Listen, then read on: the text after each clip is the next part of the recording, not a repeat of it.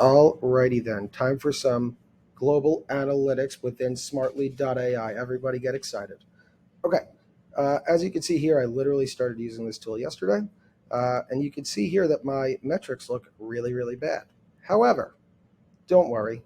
The reason why the engagement isn't there is I always send my first emails as HTML to avoid spam and deliverability problems. Okay, but let's just take a look here at a high level on the analytics tab here. So we have total number of leads reached, right? Now I've only sent for one customer so far. So I'm curious how this looks with the differentiation between campaigns.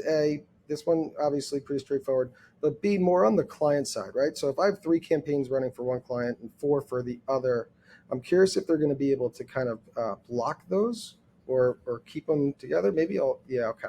So it'll have to be like this, it seems, where you can just differentiate the client, select, and then everything will update there. This is another pretty impressive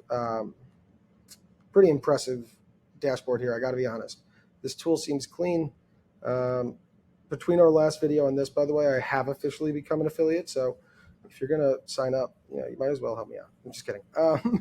Okay, so dashboard here, relatively straightforward, but let's go through it. The deliverability report is what I almost exclusively look at.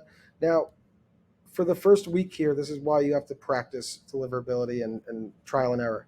I'm not going to know much about these results, right? Because my volume is going to be really low. So if I, receive a 20% reply rate, that's really, let's call it 1 or 2 more replies than a 5% reply rate, right? And that's an exaggeration, but you get my point. So I'm really just going to be looking here for bounces, right? Which we have 0 of. Now the bounces you should still be able to pick up on, even though we're not doing email tracking because of the HTML. Because that bounces right back to the inbox. So looks like so far our email or data health is pretty solid here. And then eventually all these people are going to reply and give us money.